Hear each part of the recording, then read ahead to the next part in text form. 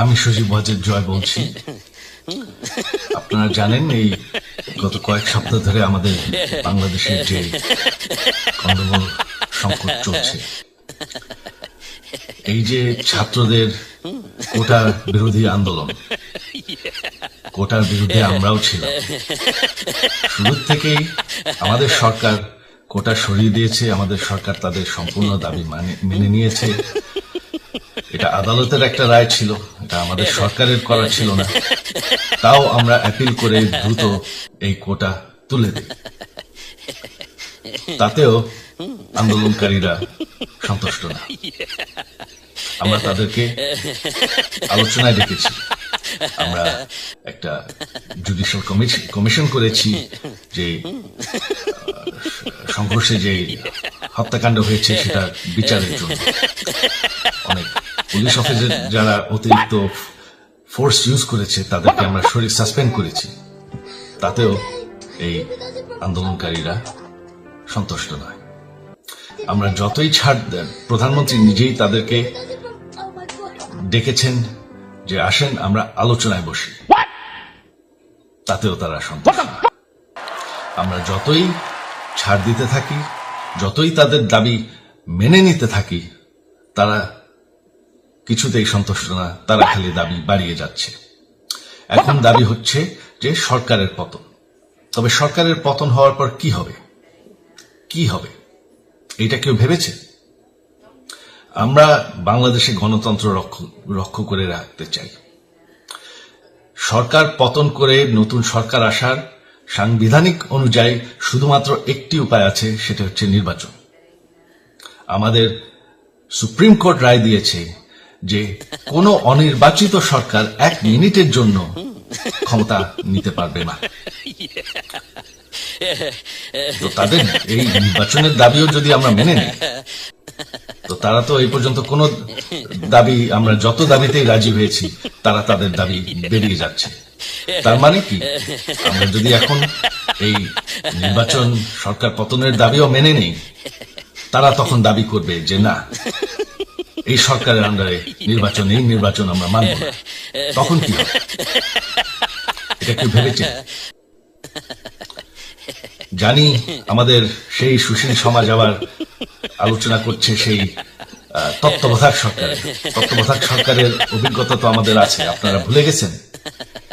সেই তত্ত্বাবধায়ক সরকারকে নষ্ট করে দেওয়া হয়েছিল বিএনপির আমলে ইলেকশন রিগ করার জন্য। তারপর যখন আরেক তত্ত্বাবধায়ক সরকার আসলো, দেশের কি অবস্থা হয়েছিল। শেষমেশ সব থেকে বড় কথা যে আমাদের সংবিধানে স্পষ্ট বলা আছে এবং আমাদের সুপ্রিম কোর্ট রায় দিয়েছে যে অনির্বাচিত সরকার 1 মিনিটের জন্য দেশের ক্ষমতায় থাকতে পারবে না। আমরা আন্দোলন করেছি, আন্দোলন করে এই দেশকে স্বাধীন করেছি, আন্দোলন করে গণতন্ত্র ফিরে এনেছি, আন্দোলন করে আমরা দেশের উন্নয়ন করেছি। আপনারা যে বঙ্গবন্ধুর মেয়ে শেখ হাসিনার বিরুদ্ধে বলছেন, আজকে শেখ হাসিনা না থাকলে বাংলাদেশ এত দূর আসতে পারত? অসম্ভব।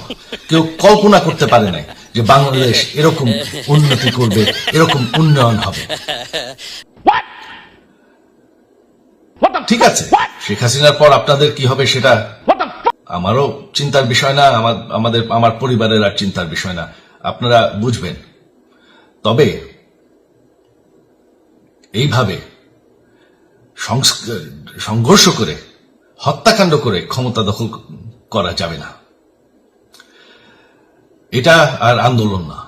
যখন পুলিশ হত্যা করা হচ্ছে, নিরীহ মানুষের উপর হত্যাকাণ্ড চলছে, মানুষের বাসায় আগুন দেওয়া হচ্ছে, জার্নালিস্টদেরকে হত্যা করা হচ্ছে, এটা হয়ে গেছে সন্ত্রাস। আর সন্ত্রাস মোকাবেলা শুধুমাত্র একটি ভাবে করা যায়। আমার অনুরোধ, আমাদের ল এনফোর্সমেন্ট, আমরা অনেক ধৈর্য দিয়েছি আর ধরেছি, তবে এখন আর এটা সহ্য করা যাবে না। ল এনফোর্সমেন্ট এজেন্সি, বিজিবি এবং কি আমাদের মিলিটারির প্রতি আমার আহ্বান যে আপনাদের দায়িত্ব হচ্ছে আমাদের দেশের মানুষকে নিরাপদ রাখা। এবং আমাদের দেশকে নিরাপদ রাখা, আমাদের দেশের সংবিধানকে নিরাপদ রাখা, সংবিধানকে রক্ষা করা।